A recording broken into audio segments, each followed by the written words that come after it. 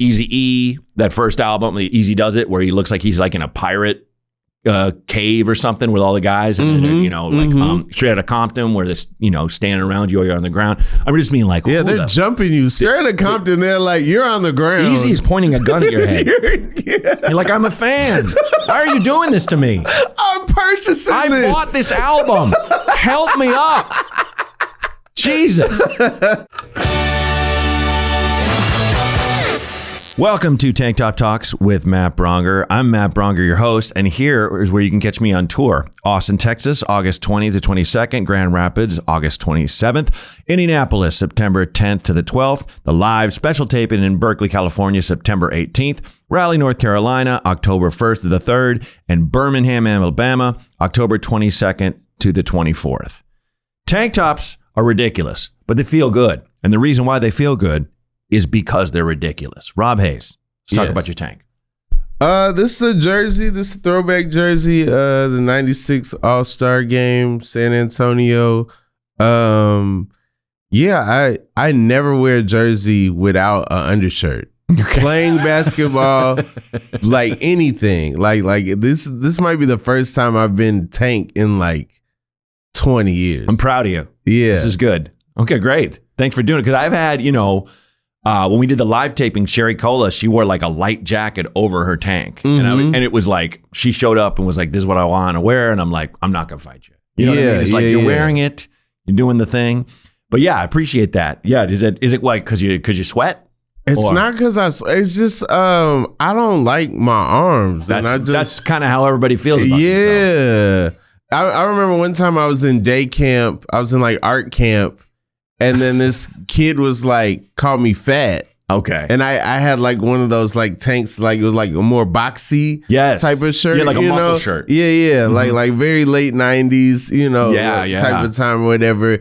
And I remember, I played like football. Mm-hmm. Like I knew kids that actually were big. Yeah. I wasn't one of them. Okay. It's just that kid saw my arms and was like, nah, this you're fat. Dude. And that's it probably frozen in amber in you, psychologically. Yeah, because I'd never been called fat. Like if I was bigger and it happened all the time, then just roll off my back. Right. But like a one incident of being called fat, then it's like it's crazy. Ooh, boy, I got to rethink some things. I was always like more goofy, more of like kind of a pear-shaped guy. Okay, and I never really thought of myself as like, but people use the term fat for anything. For like, I don't have a very strong chin. Someone has bigger hips or whatever. Mm-hmm, it's like you just throw fat around willy-nilly. And like, that sticks. I remember, I think I've mentioned on the show, but I had a friend just casually say, I think I was in my 20s, that I had an 8th grade body. And I was like, man. And that speaks to the whole body dysmorphia that kind of this show is a little bit about. Because it's like, I'm sure you feel ridiculous right now. I still do doing the show, but it's kind of, it gets me out of my comfort zone when we start talking about whatever. But yeah, like, those are the instances that, speak to it. I'm like two tones. So this is where the t-shirt stops right here. Gotcha. Uh-huh. You know what I'm saying? And then this is like where the sun hits. Like this is farmer tan. Never out. This is never out. Never out. Yeah. There's people I slept with that probably never see me without sleeves. You know what I mean? Well, yeah, I mean, it's. I feel like there's a certain kind of person that just wears tank tops around. Mm-hmm. I wear them on vacation. That's it. Okay. I'm not that person that's like, I'm going to spend the day in a tank. Like when I was in Key West, Kyle Kinane and I we do this little roommates tour where it's just, we co-headline just kind of randomly. Right. And there's a club in Key West. And I don't know if you've ever been there. It's maybe in my youth. I lived in Florida for a time. Oh, okay. Yeah. So we drove through all the Keys and then got to Key West, the last one. And, it's cool, but it's just wet, hot, super humid, super hot. And so I was like, I'm going to wear a tank top outside here because it's just, it's not even like I'm trying to show out. I'm I'm burning alive, you know. Sure. Put on some sunscreen stuff. But yeah, I'm not that guy who goes out there wearing tank tops. Yeah, I've never seen you without a collar. I don't think I've ever seen you without like a collar shirt. Yeah. Lionel Richie shirt under the collar shirt. Okay, yeah, but sure. yeah. Right. I feel like for the most part, I see you like short sleeve button down. Yes. Yeah. That was my look for a long time. I never catch me on stage without that, for sure. Yeah, 'cause it was that thing of like, yeah, I look a little nice, but I'm also comfortable. Right. You know? I feel like there was a time where if you did stand up, you had to have on pants. Yes. And you had to have on a collar shirt. If you didn't have on a collar shirt, you were a rebel. It was when Louis started wearing them black tees, it was like, ooh, that was different. He's bad to the bone. He's crazy. Yeah. And I feel like also with general speaking, like your black comic, like those were the guys who just started wearing shorts on stage, and it was just like, okay, you know. Yeah. I think that's like whereas I remember the first time I did stand up in shorts, I did it as a joke back in the day in Chicago, and it was a guy where I was like, there were those comics that would just play music and dance to it. And so I was doing like a making fun of that kind of thing, where I'd start into a joke and then the song would cut me off and I'd start dancing, but I had like jean shorts on, like as a joke. But the first time I did stand up in shorts was at there used to be this festival called the Fuck Yeah Fest that was in that park near downtown. Anyway, it's this great big outdoor park, and it was outside in like August. And I'm like, yeah, I'm gonna wear shorts. And I remember a lot of comics were like, you're gonna wear shorts doing stand up? I'm like, I'm broiling. And it was only because it was an outdoor fest. Atlanta, summertime, we'd have the shorts in a book bag. Wow, yeah. We'd go to a festival or something like that and be like, I got to go put my pants on, do my set. Like, funny. But also, like you said, a lot of black comics wear shorts, and I do feel like me wearing pants on stage and being a stickler for that is a lot of that respectability politics, and me not wanting to, them using pants as an excuse for me to not perform. Right. You know what I'm saying? Of course. Yeah. And there's also that I tried wearing a suit on stage. I hated it. A suit and tie. Yeah. And I still see like, Mulaney or Aziz, and I'm like, aren't you dying in that tie? I hate it. I mean, maybe I move around a little bit more or something, but it just drives me crazy to have a thing like this. Yeah. And even the way a blazer kind of impedes my shoulders. It's strange. Sure. It's almost like I feel like I have a collar on.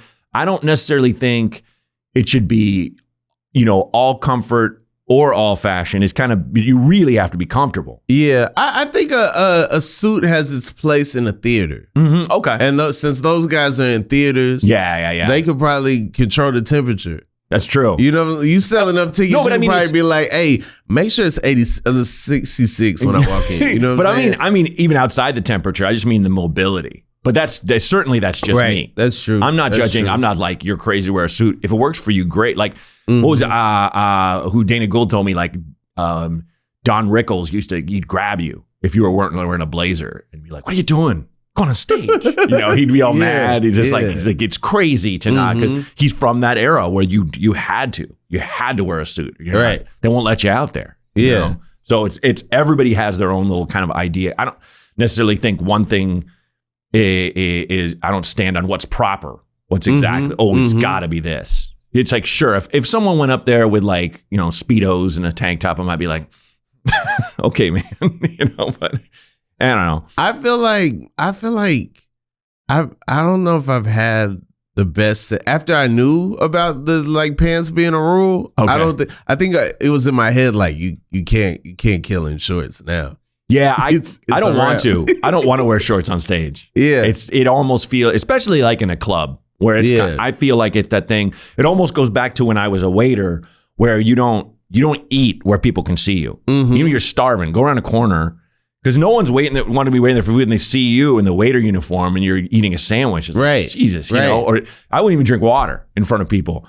So it's like, I don't want to be on stage in shorts and someone's sitting there and going, why don't I just wear shorts? Right. This guy gets to wear shorts? Yeah. In Eddie Griffin's first half hour, HBO half hour, he's wearing yellow leather shorts. Wow. He's got a yellow leather jacket, sleeves, yellow leather shorts, and when they introduce him, he hits a spin. Yeah, like you know, is that the one where he's got that big hat on? Yeah, you know how like normally you just like posing and looking goofy or whatever. He does a spin. He does a full 360 in tongue twister shorts, yellow leather shorts. That's fantastic. That's great. Yeah, is that the one where he talks about he's got that the Edison joke about the phone? Yeah, I think that's a great joke. Yeah. Where he's like, he's not even here. He's like, Thomas Edison did cocaine. He's like, talk to somebody, and they're not even here. Yeah. Oh yeah, Alexander Graham Bell. He bought him by the gram. Yeah. By the gram. Yeah. No, and he did the Michael Jackson with the spin. That was like the closer. That was great, man. Yeah, I mean, there's so many Eddie Griffin bits that are great, and he's been around for so long. But he also has this rep of just being insane. You know? Like, did you see that thing where he did? He wanted to get a Vegas residency, and he had a whole band, and it was like a documentary series. And it was like his kind of journey. It might have been it was on BET. I don't remember, but he and it's just, he's in the giant theaters and they're these guys that they're the ones who pick who's going to have the residency. Yeah. And that thing. And it was like, I mean, Eddie's big, but Vegas residency? I feel like he was out there for a minute. I remember his rider was he had to have a new pair of white Nikes. Yep. I remember that. And I don't know if that means that you're into shoes or you're not into shoes. I think anybody can pick them out. You might not be into shoes. Well, it's like he can't. I think he said Jordans, didn't he? Or ones. It might have been Jordans. It might be Air Force Ones. I feel like I've seen him in Air Force Ones for sure. Okay, but it might have been Jordans at one time. He always had to have a fresh pair, like a brand new pair of shoes. Maybe he just wants a brand new pair of shoes to wear on stage. Yeah, of course. I guess. Yeah. Or it could be green M&Ms. Like the Van Halen thing, where they're the rider. They were like, green M&Ms, and you had to pick out all the green M&Ms for their M&Ms. And it's like that's how you know if they're across all the details. Like it's a lot. It's a lot. But yeah, maybe he just wanted the sneakers put out there to make sure this person's on top of things. Yeah. Seems like a lot. You ever have a rider? No. I mean, my rider is always like, I'll be like, I want water backstage. Yeah. I'll order from the server if there's food, if I'm going to eat there or something like that. I usually don't eat right before the show. I usually wait till like after, but like, every once in a while I'll want like a couple beers or something like that, but I don't really. Yeah. I don't need much. When I did colleges, I had a writer, but I didn't know. My college agent just asked me, like, what kind of snacks do you like? Oh, okay. Yeah. And I was like, oh, man, I love Ocean Spray, crayon grape. I love blah, blah, blah. Yeah. And then everywhere I would go, they would have what I like. Never told you. And I was like, yo, college is cool as hell, man. They just know you. They only got Butterfingers here. They don't rock with no other candy. They only got Ocean Spray, crayon grape. They don't mess with crayon apple, none of them other crayons. Well, colleges they have so much money that I remember I would go and they'd have like a party sub. Yeah. I'm like, it's just me. Yeah. Does anyone want some of this sandwich? Like this giant party sandwich, just because they're just like, I don't know. This is how much we've allotted for your backstage food, you pig. And it's just all this food.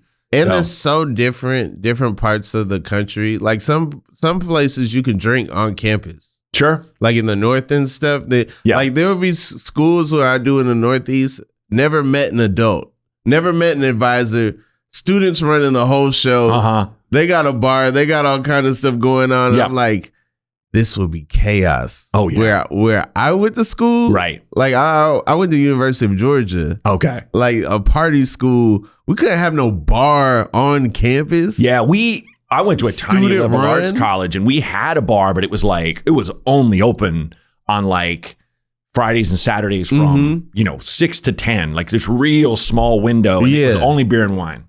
There was no liquor. You had to go off campus to like one of the shitty bars in the neighborhood or something like that. But like.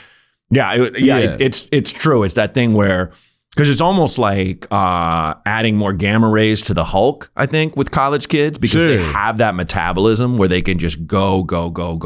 Yeah. And it doesn't really do much to them. They'll drink a bar dry and be like, where else are we going? Right. So it's like, you can't, it's just too much. That's crazy. Yeah. And running the whole thing. Did you ever notice, the differences in play. For those people listening, I feel like sometimes comedians on the show will get a little inside baseball and talk about stuff, you can't necessarily relate to. But just to bring you in, when you play colleges, sometimes it's the best kind of gig. Like they set up everything for you and you're like in this nice theater or something like that, and everyone's excited for comedy. And then other times you're standing on a table in a cafeteria and nobody got told there's comedy. Right. I mean, and sometimes you just never know. Yeah, no. And sometimes they look at you like, this guy just showed up and started doing whatever, Just a street person? Yeah. Standing on a chair?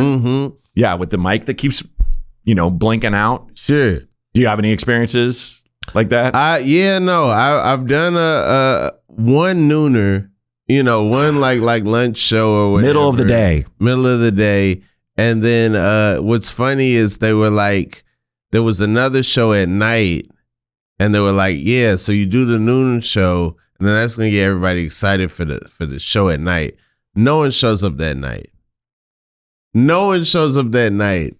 Because they're like, this guy was yelling at us at lunch. I'm good. I saw he had us pass some tater tots like blunts and, there's no tater tots in the theater. We're fine. Yeah. That's the idea of, okay, do an hour in this cafeteria so they get excited for your hour that night. Like, that's insane. Yeah. I could see if it was like, oh, there's a band playing. Rob's going to come introduce the band, do a couple jokes, be like, hey guys, you want to leave them wanting more. Right. If you've already been just swimming upstream with this situation where half the people in the cafeteria want you to shut up, the other half feel bad for you. Yeah. Like they're kind of rooting for you, but they're also like, dude, I don't know why they did this to you. Why'd they put you here? Like that is so much of the problem with all of those groups is they're ran by people that it's not their fault. They just don't know what they're doing. They've never promoted shows. They never put shows on. They just have these wild ideas like that one. And also they deal with people who are sometimes really good at comedy and, have experience and stuff and can make it feel like something. And so that even makes it worse. Even makes it worse. It's like, well, hey, they made something out of nothing. All right, let's give everybody nothing. See what happens. Yeah. This comedian who's just telling stories about his or her life, it's the same as this magician. Right. That can make a dove fly out of someone's Coke can. Same thing. So let's book them that same time. Like the cafeteria thing, someone has to be doing something miraculous. Yeah. Like crazy. Right. To get people to go, man, I don't want to go to class. I'm hungover from last night. Whatever. Get out of their heads and focus. It's not going to be me or you talking about. It might be Eddie Griffin in his leather yellow pants doing a spin. Yeah. That's something. Yeah. Because it's like if you're taking me backwards, I'm grown now. Yeah. I can eat wherever I want. Yes. I'm choosing to eat at the school. Right. Or, the best situation for me to eat at the school, I don't have to listen to this guy. You're not going to be cooler than me at lunch. No. If the roles were reversed and they were the comedian and I was the student at lunch. Yeah. I'm not listening. No. I'm not listening to that person. Such a bad, I definitely watch a lot of comedy. Just being at a club, being at a show and stuff like that. Right. I don't seek it out. If it happens to be around me, I run. Yeah. If I go to a bar of friends and it's comedy, nope, we're leaving. ATL Rob is like, Brian Regan don't be at cafeterias. No. You know what I'm saying? ATL Rob is like, yo, Dane Cook don't be in cafeterias. No. Yeah. No. It's not. It's all the people they like are these acts that are on TikTok and on YouTube and stuff that have millions of followers and they're doing 15-second bits, kind of thing. It might not even be clipped comedy. It's just a guy talking to the thing and they're like, oh, I like this person's vibe. Yeah. That guy's not playing the college. No. Why would he? Yeah. He makes so much money online. There's no point. Like every once in a while, those guys get a wild hair and start playing clubs, Yeah. And they typically get a taste and go, I don't want this life. This is brutal. What these times have taught me is that anybody could do anything at a comedy club. Oh, yeah. Comedy club, is a very, very loose. Dude. I was in San Fran one time and Andrew Yang was doing a book signing at the comedy club. Sure. I was like, wow, this is just a venue. I didn't know that. This whole time I've been fighting hard and hanging out and doing all this build stuff. Stories. And, trying to kill and get my name whispered around this place. This is a venue. Yep. Yeah. Yeah. Mankind just going and telling wrestling stories. Come on. Which I'm sure it has some funny parts, but it's mostly like, and I woke up with thumbtacks all over my face. Mm-hmm. Next story. It's like right. And I saw, Mr. Sacco's pretty good, though. I don't know if you've seen Mr. Sacco. No, who's that? Yeah.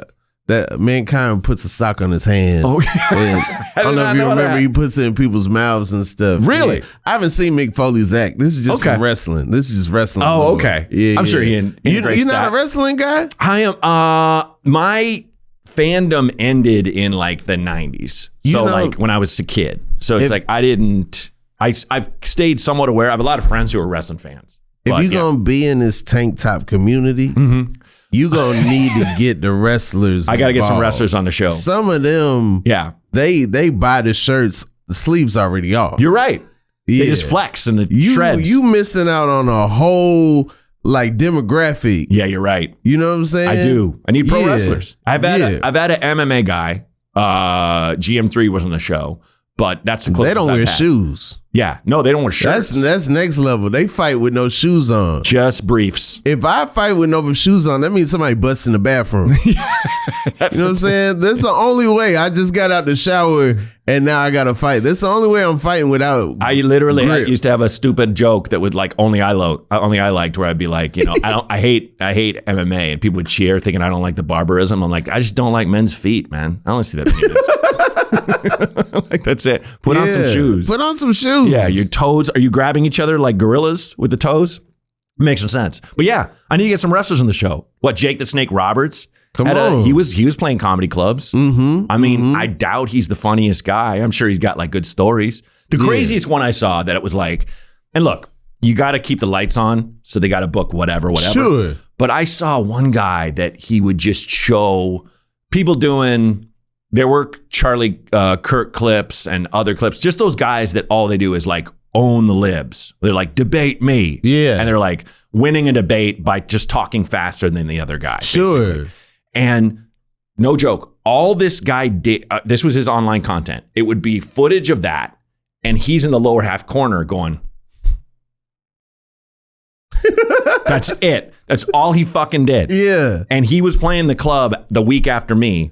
And I looked him up and like, that's all his content. So do you just show? What does he do in the club? That's what I'm saying. Is that what we're going to do next? I'm going to have Rob Haze clips and be like, right? That was funny as shit. Show another Rob clip. And I'm paying you nothing. Yeah.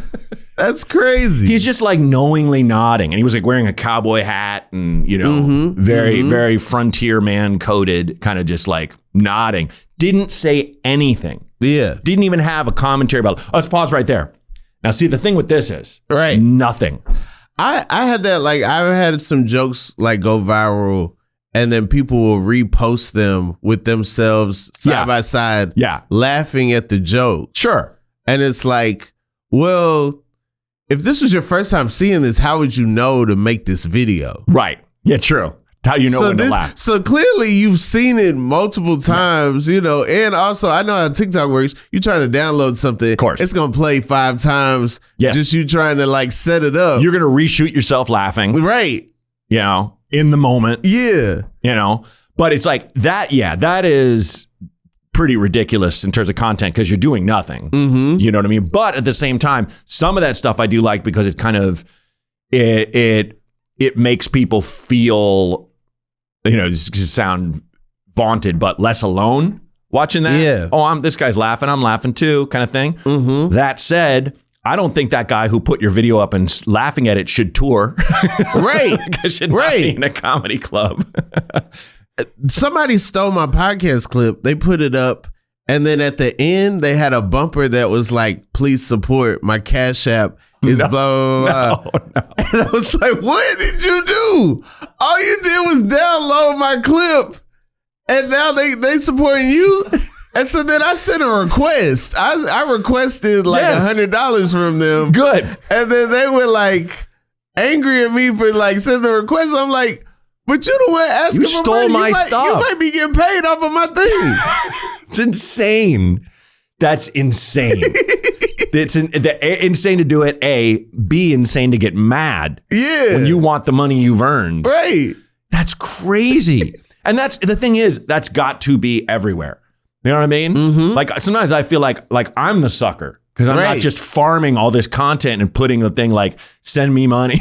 Sure. But I couldn't live with myself, you know? I like that Instagram now is like, we're going to prioritize original content. And it's like, it took y'all 15 years to realize people just was out here screenshotting and copying and, you know, like doing all this stuff. Yeah. Yeah. Yeah. I mean, it's like, I remember getting in my head that like, if you write something on Twitter, it's yours. Remember those days? Mm-hmm. And then you just saw people just copy just literally just copy and paste all these accounts, your same joke, your same line. You're like, oh, I forgot about copy and paste.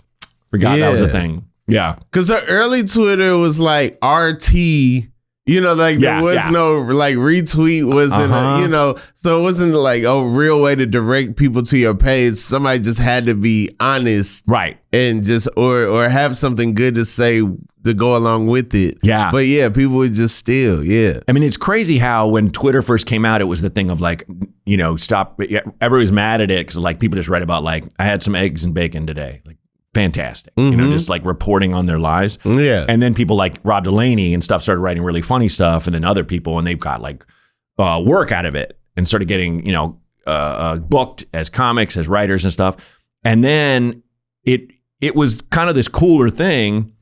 And then Elon bought it. And then it's just a shithole. Yeah. it's like, I miss the boring days. I miss the days where it was just like, oh, it's just a thing we put our BS on about whatever is going on in our day. Like, I mean, Twitter still got some stuff going. I feel like Threads, there's some people that, I feel like the people that go on Twitter and people go on Threads, only the people who like are in entertainment do both. Yeah. And like, you know, like regular people don't go to two things. True. That's, you know, that's wild. Well, and there's probably like, there's Instagram for the old folks. Yeah. Excuse me, Facebook for the old folks. Instagram for the slightly less older folks. You know what I mean? It goes down. Youngest would be what? TikTok and WhatsApp, you know? Yeah. And Snapchat. You know, that's like all young. You know, they're like, this girl was like educating me when I was in Florida. I did the show and I went, there's like a little outdoor bar on the beach. And I went down there and I got a beer and this dude was like trying to talk to her and stuff. And she kind of shut him down and his friend was laughing at him and stuff. And then, you know, he was like, oh, I've been looking at you and, you know, all this stuff. And I'm just like, and then she kind of, do you need anything else? And I'm just like, do you need anything else? Are you good? She's like, oh, I don't care. It's fine. And I was like, I didn't understand half the shit he said to you. Yeah. And she broke it down for me. Where he was like, I've been trying to get your Snap all night. And I'm like, Snap? I know I'm old, you know, but like, yeah, she's like, oh, that's just what we say. We don't say, I'll get your number. Yeah. Get your Snapchat. Oh, for Snapchat. Got it. There was this thing on Love Island where they were saying French fries. And apparently French fries means oral sex. Like not the full meal, but just like a side or whatever type of thing. And French fries. I was like, that's crazy. That's fantastic. Not the full meal. Yeah. Just a side. Yeah. Not the whole thing. Sure. That's funny. Because I remember that was a big debate back in the Clinton Lewinsky thing. Or I did not have sex. And it's like, well, was it just this or was it just oral? You know? And people are like, but that's sex. In your head, you're like, is it? I mean, it is. But it's kind of like the French fries definite. That's so funny. Well, Clinton is a lawyer, right? Right. Yeah. So he made them read him the like definition of like sexual content. And a definitively gross dude. Yeah. He was that guy who like like anytime he was like around like women, his crew would be like, over here, Mr. Clinton. He's like, I'd like to meet this young. Okay, Mr. Clinton. To his defense, it happened during the government shutdown. There was no work to do. They never talk about that. They never talk about that. They always talk about, like, this is terrible. This is immoral. But hey, he was not at work. People were bored. The government was, hey, we shouldn't shut down the government. Then the president doesn't have time to do stuff like that. Sure, we need to keep him distracted and busy. Mm-hmm. Yeah. Mm-hmm. Yeah. It's like how they have to keep like a TV on around Trump at all times. Where it's like, right. He'll run off and do something real bad. Did you see that? I don't know if this is that type of podcast. Anything. You can talk about anything. Hey, man, I don't know. We don't generally talk a lot about current events, but if you got to give it. Because if you want to get in this tank top community, okay, you know who you're not going to piss off? Who's this? The Trump people. Okay. They be wearing the tank tops. I've pissed them off though. They wear the tank tops though. I'm saying, if you want to go sleeveless with the brand, MAGA wears tanks. You might. There's all kind. But the thing, hey, I've always said it. I don't care who you are. If you come to my show, come to my show. I might make fun of you. Yeah, but it's No, he said that somebody cut the paint out of the reflecting pool. Yeah, that whole thing. It's like, no, somebody cut a slit in it, like 300 feet. And people are like touching the chunks that are floating up that they painted. It's like, getting, because he hired his pool contractor. It's not a pool. It's a massive reflecting pond. What's crazy is it's like the guy who built your garage and you're like, can you do office buildings? Right. It's like the same kind of maniac mind state. This guy's in charge of the whole country. Right. He can't even manage this pool. He can't even manage this pool. I think it goes to the thing of like, we gotta have an age limit for these kinds of roles for president, where it's like, he's 80. Of course he's gonna be like, this is all my garden. That's offensive. I have a massive statue of Abraham Lincoln. 80-year-olds is not messing up like this. It's true. I think Mel Brooks would do a way better job. He's 99. Kill it. He would kill it. He'd be so good. He's probably got the best pool guy in Hollywood. This pool guy's probably incredible. Since Blazing Saddles, that pool has been right. He's been across shit. We ain't never heard nothing about Mel Brooks' pool being messed up. Because it's never messed up. Yeah. You don't hear anything. Everything about his lifestyle and home. Did you see that documentary about him? He looks like a 30-year-old. Like the way he lives and stuff. His son's in good mental health, not doing cocaine all the time. Like the president's. Come on, man. I mean, Mel Brooks would say it's good to be the king, jump in his pool. He'd dress up like a French aristocrat, just like in History of the World. Yeah, he would see the humor in it.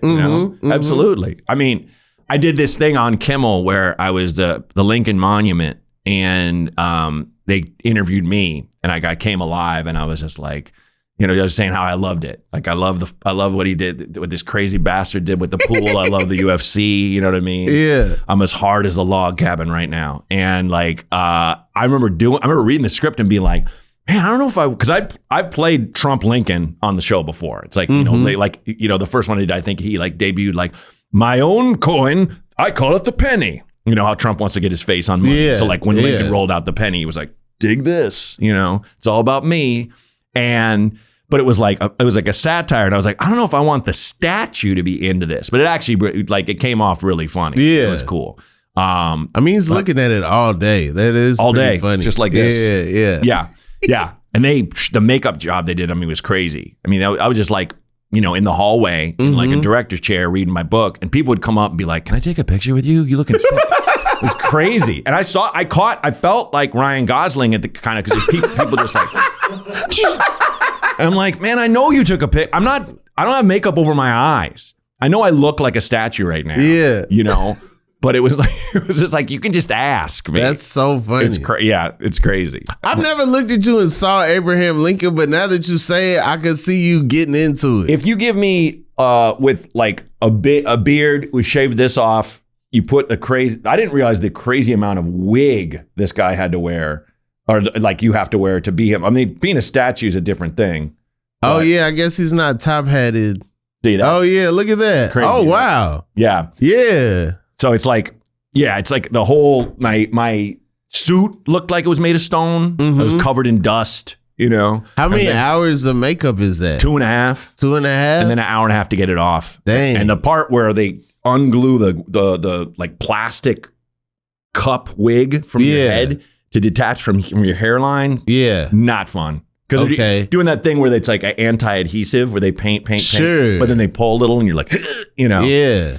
Not fun. Imagine SNL because they doing that in a commercial break. Dude, it's like, all right, we got to do it again. I was saying to the makeup crew, like when I was on Mad TV, I remember Bobby Lee hated, because he played John McCain. And so they put makeup on him and he would pull that shit off his face, and you're not supposed. His face is just turning red. Mission Impossible style. But that's the thing. I don't know what those masks are. Where they stay, where they move with your expressions. Yeah. Where like Tom Cruise pulls it off, and he's all coiffed and looks normal. With that kind of, you have to have it glued to your face. So Bobby would pull the glue off, and I remember like the makeup people are yelling at him like, "Stop! Like you're gonna hurt yourself." But he was just so impatient. He just would tear at it and stuff because It was that nuts. Might be an effect. Mission Impossible, that might just be its own take when they doing that. You know what I'm saying? I think it's gotta be that thing where you see someone like, it's just like, don't worry, I'll hack the Pentagon. Right. Hacked. You know, and like people that actually hack stuff are like, what? Like Swordfish. You know, like Hugh Jackman in Swordfish, where his hacking is basically putting a cube together while he drinks a bunch of wine. You're like, fuck, that's not how hacking works. You know, there's no hacker that looks like you. Yeah, you know, for sure. Beautiful man with a diver's body. Find that hacker. I don't think he's out there. You know. Yeah, but I think it's that's the thing where you read these. I mean, I was a scientist on Agent Carter, and they'd have me like, big wall of wiring, and I'm just like, they're like, Dr. Samberly, can you make the door open? I'm like, give me some time. I'm not doing anything. I'm unplugging and plugging stuff, and it's like, and the door opens. You know, like I think that one of the things like I'm sure every expert in makeup watches them pull that mask off. It's like, what the fuck, man? That wouldn't look real. That wouldn't look like Philip Seymour Hoffman. They're making my job hard. Ridiculous. Have you ever wanted to be in disguise? I've wanted to be in disguise. On Sherman's Showcase, I played Morris Day, and like, I didn't have I can't grow this part of my mustache. Like my mustache doesn't feel 80s. So I was like, I need a big like 80s mustache. Right. Yeah. And then they like did it, but it kind of got ridiculous or whatever. But it was like, it kind of helped me get into the character. Right. Because it's just like, this needs to be removed from me. Also, Morris Day can't look like Prince. No. I have a thin mustache. I can do a Prince mustache all day. Right. I can't do a Morris Day mustache. And to me, that's really kind of, you know, if you don't know their faces that well, you know, okay, Morris Day got a thick mustache. Prince, he thin with it. Yeah, and I feel like with those two characters where Prince created a persona, Morris Day created a character. Like he was a character. Right. He was like I can watch clips of Morris Day in the 80s all day. Yeah. With him just talking over people, doing his own thing. That whole Tales from the Tour Bus. The Tales from the Tour Bus. Where the guys from another band's like, hey, this is Morris. And I said, hey, nice to meet you, Morris. He said, I'm cool. I'm like, what the fuck you mean you're cool? You know, like he's just so disrespectful. But it's like, that's his, you know, in the mirror, I'm getting laid, I'm rich. Like all of his lyrics are about I'm better than you. Oh, sure. It's incredible. Yeah. No, the Tales from the Tour Bus came out. We wrote this season, and then before we shot it, Tales from the Tour Bus came out. Oh, wow. And so I was able to watch the Tales from the Tour Bus Morris Day episode, and I watched some concerts from him and everything. And I kind of figured, you know, I kind of was starting to see the ingredients of this character. Yeah. But yeah, it was totally a persona. Yeah. Yeah. Well, the whole thing where Prince had them rehearsing in the house and then Jerome ran up with the mirror and Prince fell down laughing. Yeah. And I remember that being like so cathartic for me as a fan, because as a kid, I was like, do these guys know how ridiculous they're being right now? Because I love it. Yeah. But I wonder if they think it's as funny as I do. And they certainly did. Yeah. You know what I mean? Like they were having so much fun acting serious, but kind of being like, I'm sure they were like, you know, like, do you ever have that thing as a performer where when you first started making money, part of you is like, I can't believe I'm getting away with this. You know? Oh, yeah. Right? For sure. And I think they probably, even though they rehearsed and Prince is a musical genius and all that stuff, and Morris Day is a really good musician, songwriter, I'm sure part of them was like, I can't believe I get to have this life. Sure. He was a drummer. Yeah.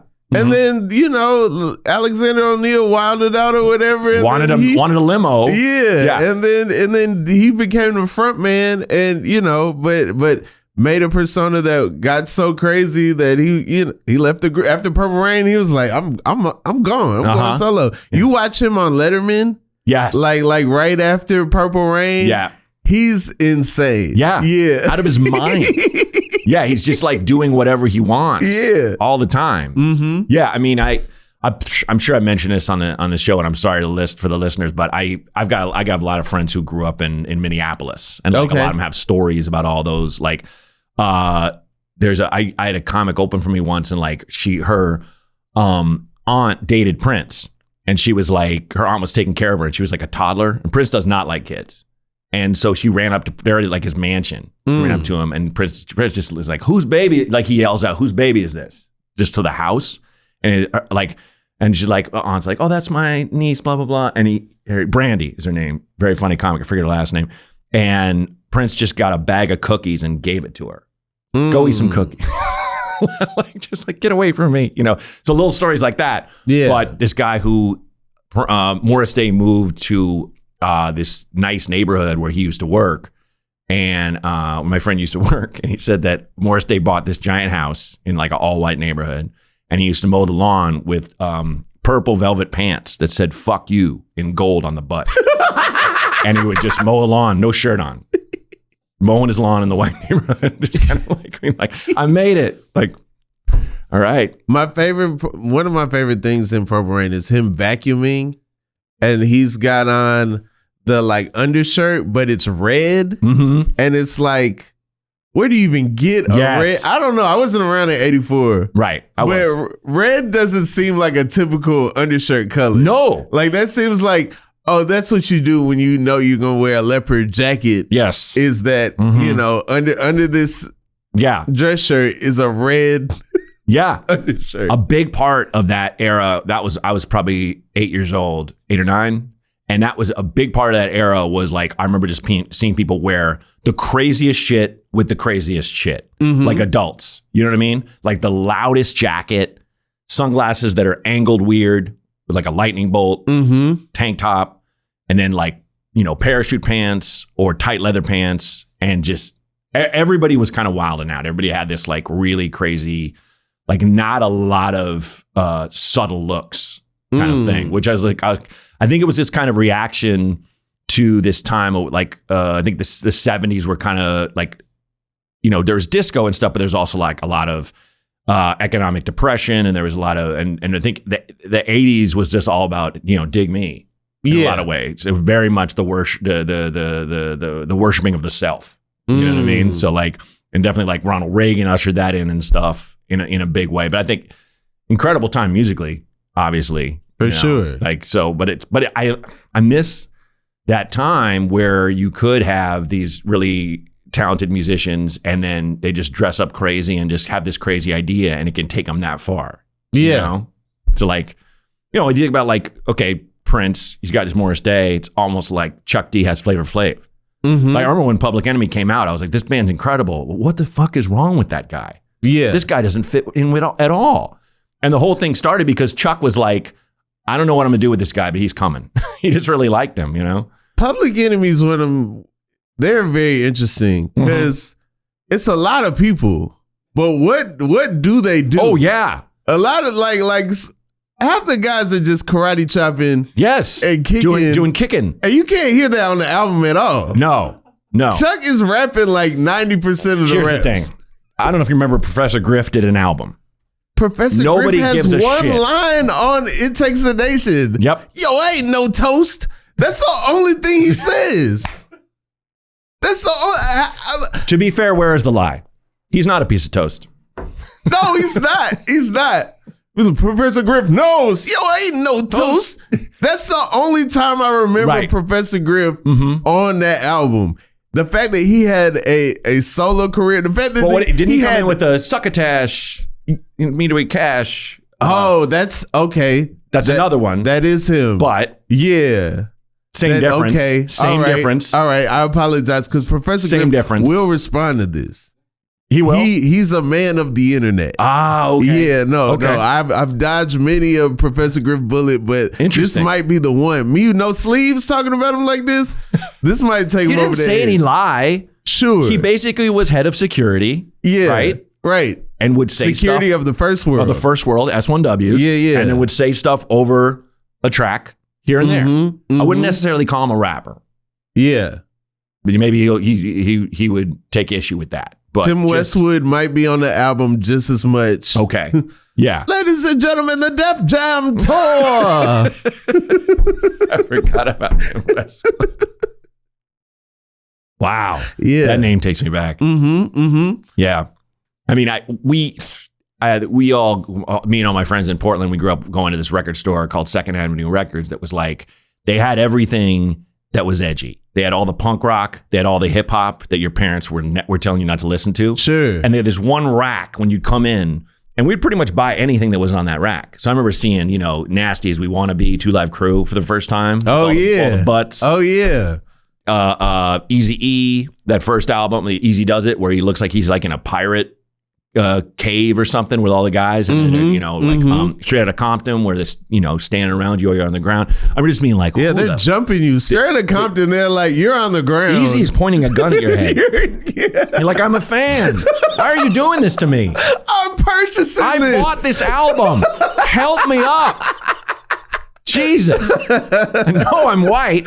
Yeah. But there were I could reel off a list of all these ones we bought that were like, oh, this is trash. Crime Pays. Bought it. Oh, Crime Pays. Ice-T we bought the first time. Yeah. The Colors soundtrack in 1987, it opened the door to everything for us. Eric B. and Rakim, which we heard some of Big Daddy Kane had Raw on there. Yeah. A lot of stuff that was like that. Whoever put that soundtrack together knew what they were doing. But like, yeah, that was this fun era where it was like, no internet, just like, who's this? Oh, let's look at same producer. Oh, Marley Marl, he did Big Daddy Kane, he did Biz Markie. I'll get this, So it's but that's how we discovered Public Enemy. That's cool. So you were paying attention to producers and stuff Absolutely. back then? Absolutely. That's really cool. Yeah, because it was just like, if I like the sound, I mean, the last person I can think of that I used to do that, like, and I still do it with some. Now with rap songs, you have like, if the beat live, little right, they got shout it out. They'll let you know. Producer tags now. Exactly. Yeah. But like, I remember before he even had a solo album, I was trying to look for everything Kanye West produced. I liked all the songs he did because they were all different. And he was just amazing producer. But I would look for liners and be like, he did this, then I'll get this. Kind of thing, but that went back to that era for sure. Wow, But long story long, I remember You'll Bum Rush the Show, and a friend of mine bought that one, and I was just like, this band is this group is so confusing. There's so much stuff is going on. Yeah, it was awesome, but it was like that was like the first time I heard it was like, oh, this is punk rock. This is exactly the same as like this other stuff I'm listening to because it's just so aggro, right? You know what I mean? And crazy, and like but. I guess nothing's stopping people from being, I guess I'm just trying to talk about like wildness in like bands. No, nothing's stopping anybody. I don't really know of anyone that's kind of doing that and being that weird. Does that make sense? There's a few people that are, I feel like the Tyler, the Creators, the Dochies, the Doja Cats, they get in a weird territory. I don't know if they necessarily translate on a mainstream way in this, I don't know if they have like the anthem that just like everybody's like, I don't care that you got a green military outfit on that. I'm listening to that, But I also think I should also add, it's not these artists' fault. I think Doechii and Doja Cat and Tyler the Creator are incredible artists and very weird people in all the best ways. But I think there's just too much examination now. We see everything. There's no mystery. It's all gone. Yeah. Where we used to have that. We just have this. Like I remember seeing King T act a fool, where he's literally dragging a shotgun, and all his friends are sitting around like an El Dorado, and one has like a can of King Cobra, and they're just watching him go. No one's going, "Hey, King T, don't shoot anybody. What are you doing with that shotgun?" They're just watching him because he's about to act a fool. And you're watching it going, is this guy drunk? on this cover of this album. Right. You know, it was all this stuff in your head. Whereas we would have video of that photo shoot. We would have interviews with all those guys. Right. They'd all be shooting it on the thing. Yeah. So it's kind of gone. So you can't, you know, they can't really cultivate that kind of weird image as much. And Tyler's really worked hard at his for sure. Yeah. Every album, he's like a new kind of strange, which is amazing, you know? No, when Don't Tap That Glass came out, I feel like I was in the Laugh Factory, and then it was just like, yeah, new Tyler album's out, and he's throwing a party under a bridge. It's like, what? That's crazy. Yeah. That's funny, yeah, because the Laugh Factory is one of those places where you kind of don't. It could. I mean, what? Meta World Peace was doing shows there for the longest, and like, you know, like it's just, you don't know what kind of show you're gonna get, and yeah, could just be this random act that's like a rapper or something like that, or a singer. I see will.i.am there often. Oh, really? Yeah. Oh, funny. Sometimes will.i.am will be like in the balcony or whatever. Oh, interesting.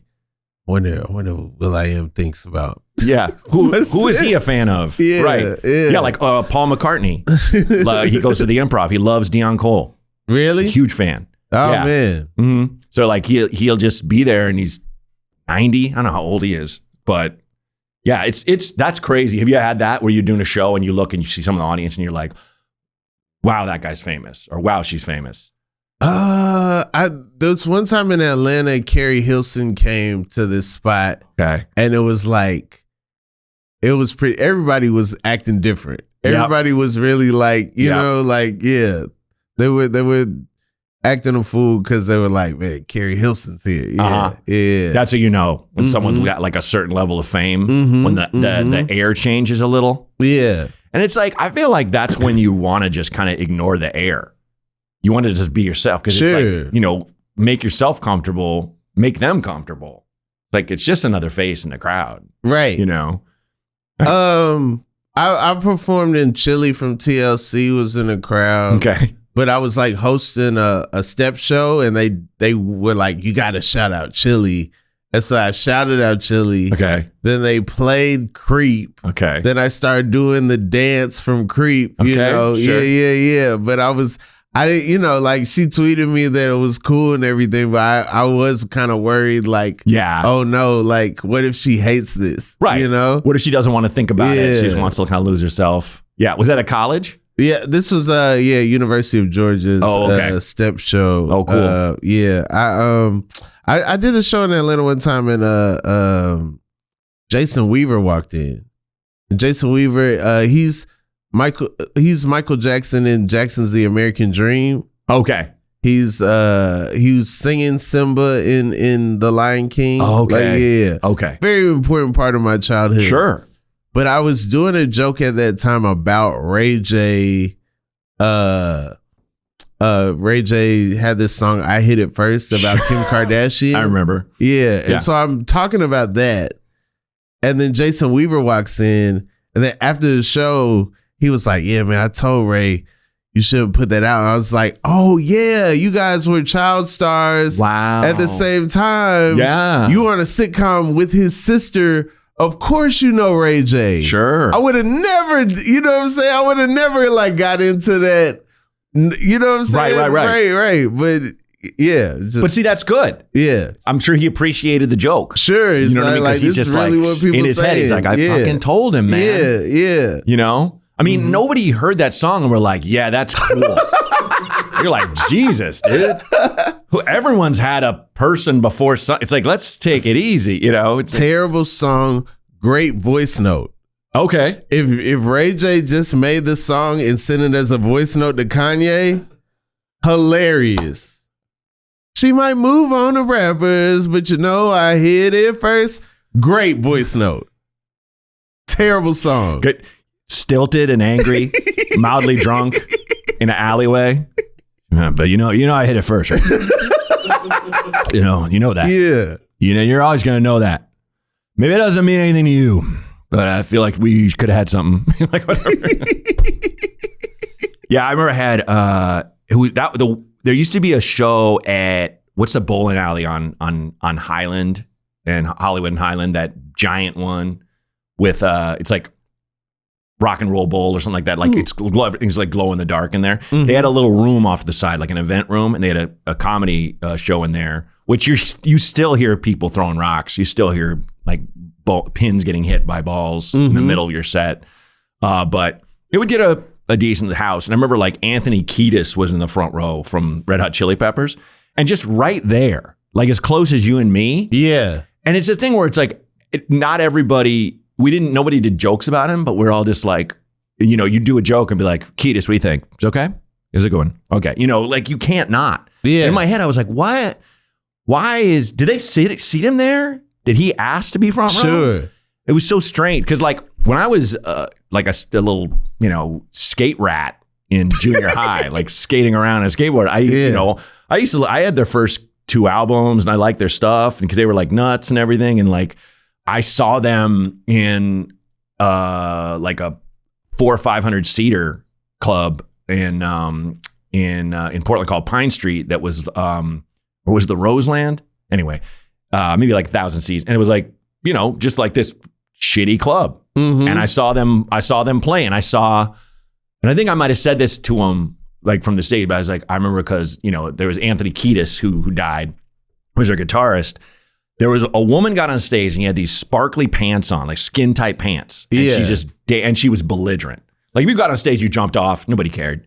But this woman, she's bumping into everybody. She bumped into Anthony, and Kiedis, he's still playing, and she's about to jump off stage and he kicks her right in the ass as she flies in the audience. And people caught her, but I was like, that's some talent.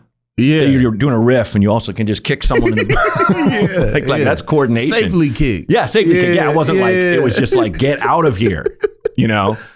My dad was rocking with Red Hot Chili Peppers because George Clinton produced one of their albums. Yeah, when they were like early on. But then now I'm thinking about it, my dad rocked with anybody that he was a George Clinton stan, but stan culture didn't exist yet. You know what I'm saying? So like he was just a cool dad because it's like, man, this guy plays the Chronic. This man's playing Digital Underground. This man's playing all the cool stuff. But it's really just because they sampling what he likes. So he listened to the groups that sampled Funkadelic Parliament. Whoa, that's cool. Mm-hmm. Was your dad a musician? Is he still with us? No, he's not with us. Oh, I'm sorry. Yeah. Okay, but he was really into like the 70s funk groups. Yeah. I mean that was his high school music. That was his like that was impressionable, you know. Yeah, when he was that age, that's when the drugs was mixing well over there. Sure. Yeah. I've often wanted to. I was like, man, if I could go back in time and just go to like a funk review, see like the Bar-Kays and Ohio Players. Oh yeah, Funkadelic, like incredible songs, and to see all these guys playing that stuff instrumentally. Yeah, so cool, and the audience would be so insane to be a part of, to look around and see all the outfits and stuff, and you know. I watch. There's a guy in Houston, or somebody in Houston recorded a bunch of like funk concerts and put them on YouTube. Whoa! So they got like Bootsy, where like everybody comes out like with sheets on, like Ghost or whatever, and he's like, Casper, the friendly ghost. And then, you know, they take their sheets off and like, you know, do the album and stuff. And like, yeah, it seems like Parliament would go to Houston every 6 months with a different show. Wow. It's really nuts. Like there's like 3 or 4 of them and they're all like 6 months apart, like 78, 79. Yeah. That's so cool. Especially considering like I've seen Parliament Funkadelic probably like 3 times, and it was always different. They had like, all right, we're gonna do Atomic Dog here. Okay, Flashlight. You know what I mean? But they would mix it up. Yeah, we would go into a jam. We would go into, you know, solos and all that stuff. And they all, especially, I remember expecting to see George Clinton kind of just like, at that point, kind of phoning it in. Like he went so hard, like really getting into the music. Yeah, like, clearly loves it. You know, you know, Eddie Murphy is doing a movie right now. Yeah, that's what I hear. Yeah, I think that's gonna be amazing. Yeah, that's cool. Yeah, it's like all those. I love the fact that your dad was into the ones. He didn't have the mind state that a lot of people his era had, where it's just like you can't just take the music and rap over it. That's me. Yeah. That's me. Me too. You take a song from the 90s, I'm like, get out of here, man. Yeah. You making hits out of hits. Mm-hmm. We already love this song. Yeah, dude. It's not you. I remember a friend of mine liked, what was that song?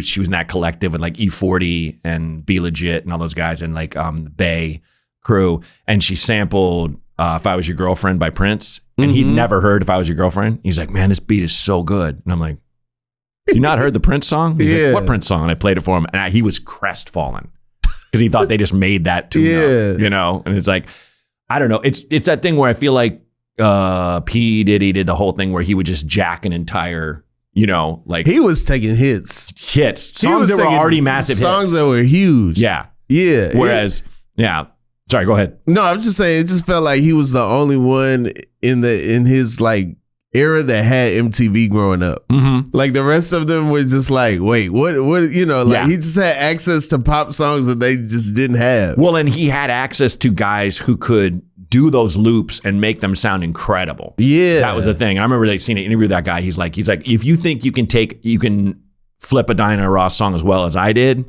do it. He's like, there's a reason why I'm the one who did this. He's like, he's an actual musician. Yeah. But he took where it's that thing. I was definitely like a purist at that era. Sure. I'm just like, I don't listen to this shit. I listen to Artifacts. I listen to, Souls of Mischief and stuff. Right. But it was undeniable for a reason. And it's not like everyone was like, oh man, I love P. Diddy. Mm-hmm. They like those songs. And obviously Notorious B.I.G. over them, you know, and other guys. But it was just, there was a reason why they hit the charts so hard. The Hitmen were incredible. Yeah. There's this story of More Money, More Problems where the guy said it was an accident. He started playing this Barry White song backwards. Oh, wow. And then he was like, and then he made that into, you know, the beat. And that's basically how, you know, More Money, More Problems came. But yeah, it's crazy. Mm-hmm. Yeah.